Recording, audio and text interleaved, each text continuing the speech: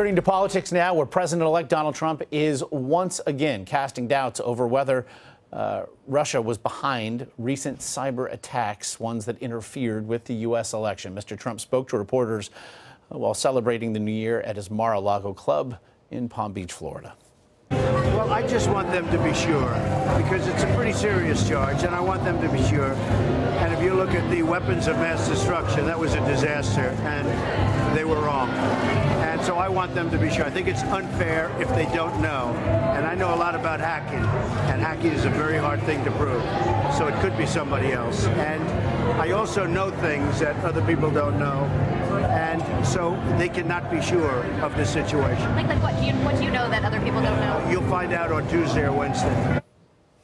Now, this all comes as President Obama's sanctions against Russia for the hacking went into effect. Democrats and Republicans have agreed with President Obama's decision to punish Russia. Some Republicans, rather, have said it should have come sooner. And USA Today Bureau Chief Susan Page is in Washington with more on Mr. Trump's latest claims. And again, Susan, President-elect Trump now speaks about insider information, which he has, and says he will be revealing this week that Russia may not have been behind the interference with the elections. What do you make of that assertion, given what he has already said repeatedly about the American people's need to move on from this? You know, Josh, this was a surprising statement by the president-elect on Saturday, I think, where he continued to cast doubt about the conclusion by U.S. intelligence agencies that Russia was behind this election hacking, and also saying he knew something that we didn't. I don't think we have had any explanation about what it is he knows that other people don't know, whether it's what kind of sources he's talking about or what information he's talking about. And the reference to Tuesday or Wednesday, I mean, there's some speculation that referred to when he sits down to meet with intelligence agency officials for a briefing. But I think this is one of those things where we're just going to have to wait and see for more information about what it was he meant. Over the weekend, he also said that he would be more cautious with technology, suggesting that the use of couriers over email is how he will be looking at it. Is that even possible for a president to essentially have all correspondence be either in person or via courier? Well, it is true that presidents tend to use less technology than the rest of us for security reasons. You remember it was a big thing when President Obama got permission to carry his own phone with him, and that's because of course, the possibility of being a target of all kinds of foreign intelligence service agencies and others. That said, it is hard to roll back the clock in the way the government works, the way business works, the way all of us operate now, relying on technology. And while couriers have their place, there are a lot fewer of them around Washington than there were when I first got here. To be sure. We saw Sean Spicer say over the weekend that he believed that the sanctions levied against Russia by the Obama administration essentially were politically motivated, that they were political retribution. It's actually a suggestion that he made once again this morning. I want to take a quick look and listen to that.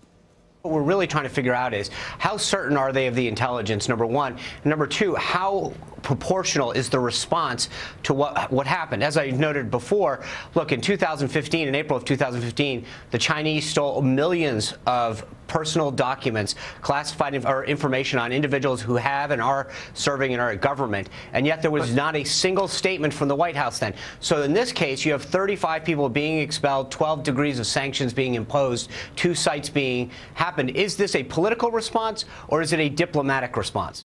Susan, this is not a response by the Obama administration that simply has Mr. Trump butting heads with the intelligence community now. Increasingly, there is bipartisan support for exactly that which the administration did in days recent.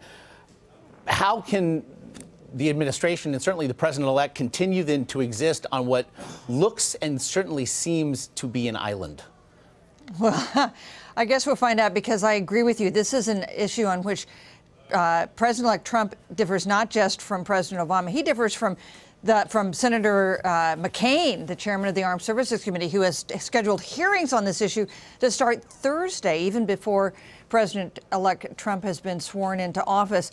Republicans on the Hill take this much more seriously than President Trump has. And I thought one thing interesting about Sean Spicer's comments both on Sunday and today is the word proportionate, as that suggests that President Trump may try to roll back some of the penalties on Russia that President Obama has announced. And that is something that will put him at loggerheads, not just with Democrats. It'll put him at loggerheads with congressional Republican leaders. And so then if we look ahead to the foreign policy stances to be taken, certainly in the first 100 days of a Trump administration, how do you think this then informs what seem to be the other challenges going ahead, whether it be taking on ISIS? We saw the Islamic State again claim responsibility for the latest attack in that Turkish nightclub over the weekend, perhaps as it regards North Korea as well. What to make of stances there as informed by what we're seeing here?